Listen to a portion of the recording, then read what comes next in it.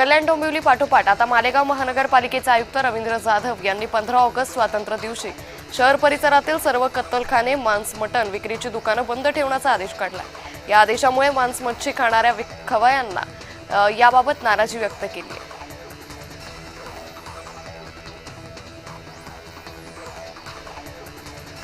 15 ऑगस्टला नागपूर महानगरपालिका हद्दीतील चिकन मटणची दुकानं बंद ठेवण्याचा निर्णय नागपूर महापालिकेने घेतलाय।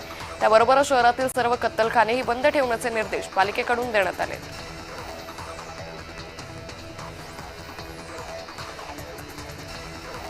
गणेशोत्सव अवघ्या काही दिवसांवर येऊन ठेपलाय। ठाण्यात पर्यावरणपूरक मखरांचं प्रदर्शन भरलंय। या मखरांमध्ये ऑपरेशन सिंदूरचा संदेश देणारा मखर सर्वांचंच लक्ष वेधतोय।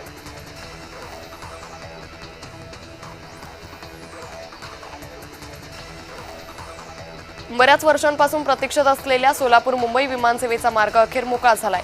राज्य मंत्रिमंडळाच्या बैठकीत सोलापूर पुणे मुंबई विमानसेवेकरता व्हायबिलिटी गॅप फंडिंग देण्यास मंजुरी देण्यात आली आहे। या निर्णयामुळे सोलापुरातील उद्योग, रोजगार आणि प्रवास सुविधांना मोठा हातभार लागेल।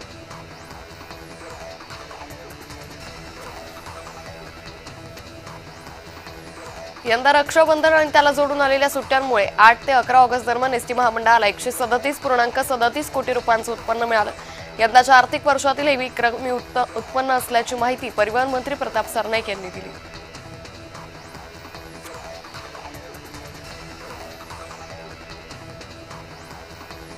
संत गाडगेबाबा अमरावती विद्यापीठानं आता पुन्हा तिसऱ्यांदा कॅरी ऑन लागू केलंय। त्यामुळे फार्मसी, विधी, शिक्षणशास्त्र, समाजशास्त्र, स्थापत्यशास्त्र यांच्यासह सर्व पदवी अभ्यासक्रमांना 2025-26 या शैक्षणिक वर्षाकरता विनाअट प्रवेश मिळेल।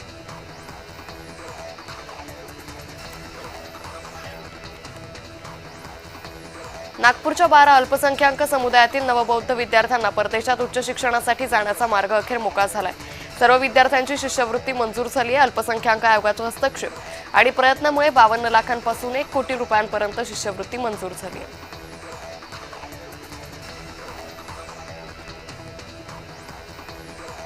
काल सह्याद्री अतिथीगृहासमोर अपघात झाला। बेस्टच्या इलेक्ट्रिकल बसनं रस्त्यावर उभ्या असलेल्या कारला धडक दिली। बस आणि कारमध्ये चिरडून एका पादचारी महिलेचा जागीच मृत्यू झाला।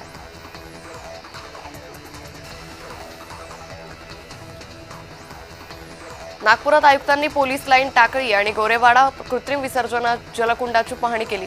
शिल्लक कामं लवकरात लवकर पूर्ण करण्याचे डॉक्टर अभिजित चौधरी यांनी निर्देश दिलेत।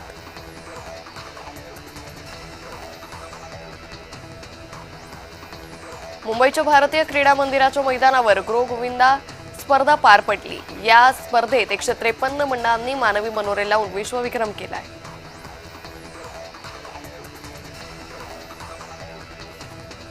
आता देश विदेशातील बातम्यांचा वेगवान आढावा घेऊयात।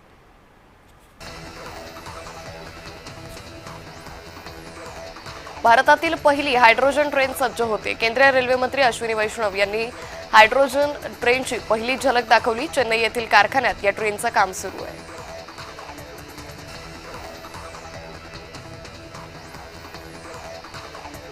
आसिम मुनीर नंतर आता पाकिस्तानचे माजी परराष्ट्र मंत्री बिलावल भुट्टो यांनी भारताला धमकावण्याचा प्रयत्न केला।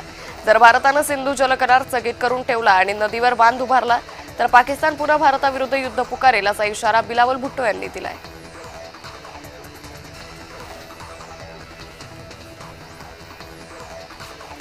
पाकिस्तानच्या अणुहल्ल्याच्या धमकीला भारतानं देखील सडेतोड उत्तर दिलंय। अणुधमक्या देणं ही पाकिस्तानची जुनी सवय आणि पाकिस्तान जागतिक सुरक्षेसाठी धोका असं म्हणत भारतानं नाव न घेता अमेरिकेला आरसा दाखवला।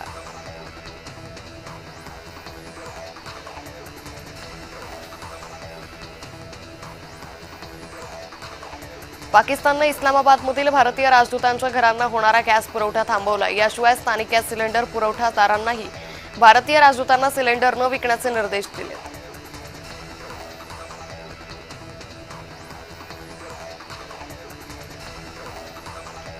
लोकसभेचे अध्यक्ष ओम बिर्ला यांनी रोख घोटाळा प्रकरणात अलाहाबाद उच्च न्यायालयाचे न्यायमूर्ती यशवंत वर्मा यांच्या विरुद्ध महाभियोग प्रस्ताव मंजूर केलाय।